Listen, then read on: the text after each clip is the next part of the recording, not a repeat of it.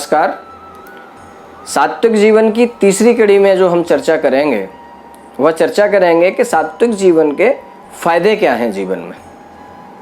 इसका एक उदाहरण मैं आपको देता हूं कि जो आत्महिंसा का जो स्तर है वह आप देखेंगे कि गांव की अपेक्षा शहरों में अधिक है, शहरों से भी बड़े शहरों में अधिक है, बड़े शहरों से भी विदेशों में अधिक है। आप चाहें तो इस पर एक रिसर्च कर सकते हैं, ये बिल्कुल सत्य है। आज हम विकास की बात करते हैं, आगे बढ़ना चाहते हैं, उन्नति करना चाहते हैं, धन संचय करना चाहते हैं, साधन जुटा लेना चाहते हैं, और इसके लिए हम जो प्रेरणा लेते हैं वह कहीं न कहीं फॉरेन कंट्रीज से लेते हैं, खास तौर से पश्चिमी जो देश हैं, अमेरिका इत्यादि से। एक जानकारी आपको ये मैं बता ही रहा था कि जब आप वहाँ का विश्लेषण करेंगे या आप पता लगाएंगे तो आप देखेंगे कि वहाँ पर जो आत्महिंसा का अर्थात सुसाइड की जो स्तर है वो बहुत ज़्यादा है। क्यों है? क्योंकि जॉगिंग से और वॉकिंग से अर्थात धीमे चलने से कभी किसी की मृत्यु नहीं होती, ना ही उसे हार्ट अटैक आता है। हाँ, यदि आप रेस लगा रहे हैं, दौड़े जा रहे हैं तो निश्चित रूप से आपकी श्वास फूल जाएगी, आपको पानी की और ऑक्सीजन की ज़रूरत पड़ेगी, और यदि वह समय पर नहीं मिला तो आप मृत्यु को प्राप्त हो जाएंगे। इसी प्रकार से जीवन है। जीवन में यदि आप धीमी गति से चल रहे हैं, अपने जीवन को ईश्वर द्वारा प्रदत्त जीवन समझ के चल रहे हैं, ऐसा मान के चल रहे हैं कि भगवान ने जो मेरे लिए सुनिश्चित कर रखा है, जितना कर रखा है, जब कर रखा है, वह मुझे प्राप्त होगा ही। जब यह धारणा आपके अंदर विकसित हो जाएगी तो आप देखेंगे कि आपकी हेल्थ तो अच्छी है ही, वेल्थ भी अच्छी हो जाएगी। इसके अपोजिट जब आप तमोगुण में होते हैं तो आपको लगता है कि आप इस संसार को चला रहे हैं, आप अपने जीवन को चला रहे हैं, आप ही हैं जो कर पा रहे हैं, अगर आप नहीं करेंगे तो कुछ नहीं होगा। जब मैं का भाव अधिक बढ़ने लग जाता है तो व्यक्ति अपने सुख का क्रेडिट भी खुद लेता है और दुख तो उससे बर्दाश्त होता ही नहीं है। सात्विक जीवन का जो लाभ है, तो जब आप सत्वगुण में जीते हैं तो आप ईश्वरवादी हो जाते हैं, अर्थात आप स्वयं को कर्ता न मान करके कर्ता का भाव ईश्वर पर छोड़ देते हैं। और जब आप तामसिक गुण में जीते हैं तो आपको लगता है कि मैंने ये नहीं कर पाया, मैं ऐसा करना चाहता था नहीं कर पाया, मैं ये नहीं ले पाया, मेरे साथ ऐसा हो गया, मेरे साथ वैसा हो गया। फिर आप निंदा में, स्तुति में, और आपका एक कंप्लेंटिंग नेचर हो जाता है। हर व्यक्ति से आपको कोई न कोई शिकायत होती है, हर व्यक्ति से आपकी कोई न कोई समस्या होती है। ये आया, ये ऐसा करके चला गया, वो आया, वो ऐसा करके चला गया। और तो और मैंने कुछ लोग ऐसे भी देखे हैं जिनके पास बहुत लंबी लिस्ट है। वो कहते हैं, अरे हमने उनके साथ ऐसा किया, उन्होंने हमारे साथ ऐसा कर दिया, उन्होंने ऐसा कर दिया, अरे वो तो बड़े बेईमान हैं, वो तो ऐसे हैं, वो तो ऐसे हैं। मित्रों, जब आप सात्विक हो जाते हैं तो आपका जो बौद्धिक लेवल है वो बहुत ही उम्दा किस्म का होता है। आप सामने वाले व्यक्ति को फेस रीडिंग से ही अथवा उसके साथ वार्तालाप करने से ही आप उसके संपूर्ण जीवन का अर्थात उसके अंदर क्या चल रहा है इसे समझ पाते हैं। और जब आप तामसिक गुण में होते हैं, तमोगुण आपके अंदर विद्यमान होता है, तो तमोगुण आपकी उस समझ पर एक आवरण डाल देता है, जिसके कारण आप व्यक्ति की वास्तविकता को नहीं समझ पाते।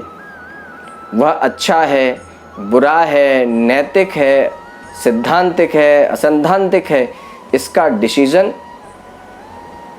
करने की क्षमता आपसे खत्म हो जाती है। क्यों?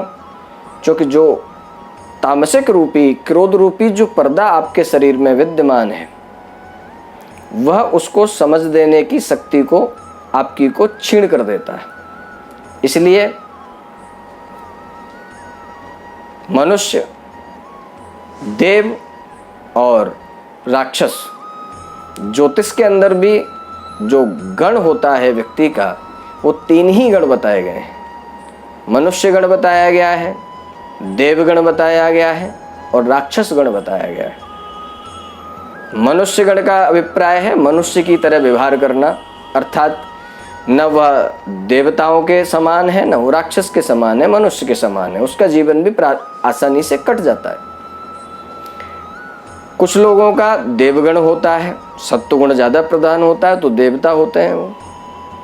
किसी ने कुछ कहा, इधर से सुना, इधर निकाल दिया, सार ले लिया, और जो फालतू की चीज़ें हैं जिन्हें अंदर नहीं जाने देना चाहिए हमारे मन मस्तिष्क में, उसे जाने ही नहीं दिया। तो आपने सुना होगा कोई बहुत अच्छा व्यक्ति हो जिसका स्वभाव बहुत शालीन और विनम्र हो, तो कहते हैं लोग उसे, अरे साहब वो तो देवता हैं। इसका अभिप्राय क्या हुआ कि मनुष्य से भी थोड़ा सा उन्नत कोटि का जीवन है उनका। राक्षसगण में क्या होता है कि व्यक्ति उग्र स्वभाव का होता है। राक्षस वास्तविकता में कहा ही क्रोधी व्यक्ति को जाता है, और क्रोध की,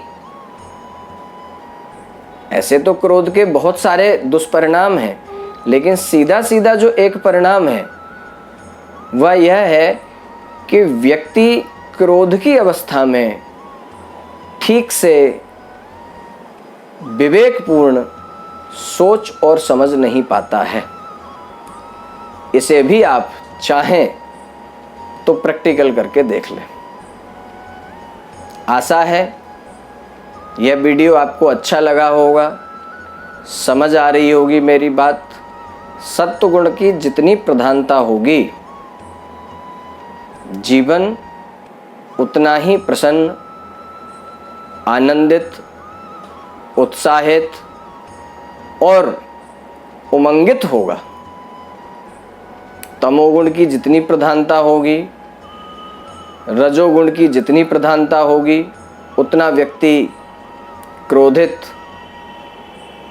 कुंठित, विचलित, व्याकुल और हर समय आवेशित रहने वाला स्वभाव उसका होगा। थोड़ी सी रजोगुण की भी बात कर लेते हैं।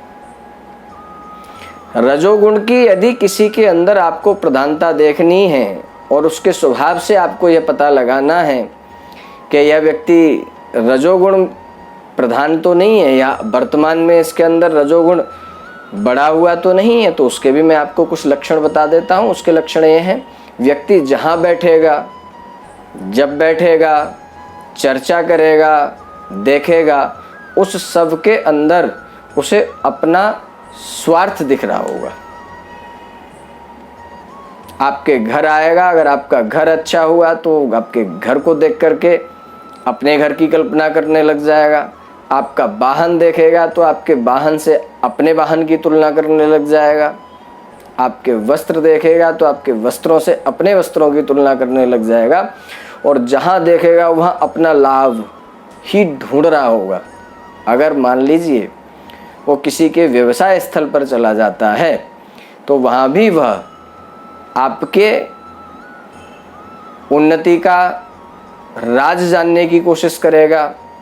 आपके वैभव को देख कर के व्याकुल और चिंतित होने लग जाएगा। और कुछ तो ऐसे भी मैंने देखे हैं कि आपसे पूछने भी लग जाते हैं आपने ये सब कैसे पाया, मैं कैसे कर सकता हूँ, तो ऐसा व्यक्ति भी ज़्यादा सफल इसलिए नहीं हो पाता है क्योंकि उसका जो चिंतन होता है वो बार बार बदलता रहता है। यदि उसने किसी व्यापारी को देखा तो व्यापार करने का सोचने लग जाएगा, किसी को जॉब प्रोफेशन में देखा और वहाँ सफलता देखी तो वो जॉब फील्ड में ट्राई करने लग जाएगा। इस प्रकार से अलग अलग तरीके की जिन जिन लोगों से मिलेगा उन लोगों से मिलने के बाद वह अपने स्वार्थ की दृष्टि उधर रखते हुए प्रयत्न करने लग जाएगा और परिणाम ढाक के 3 पात, अर्थात जीवन में सफलता अधिक क्षेत्रों में आपको नहीं मिल सकती। सफलता एक ही रास्ते पर, एक ही मार्ग पर चलने से प्राप्त होती है। आशा है इन 3 वीडियो की सीरीज से आपको सत्वगुण का महत्व पता लगा होगा। आशा करता हूँ आप लोग भी अपने जीवन को सात्विक रूप से जिएंगे और अपने बच्चों को और अपने परिवार को भी सात्विक जीवन जीने की सलाह देंगे।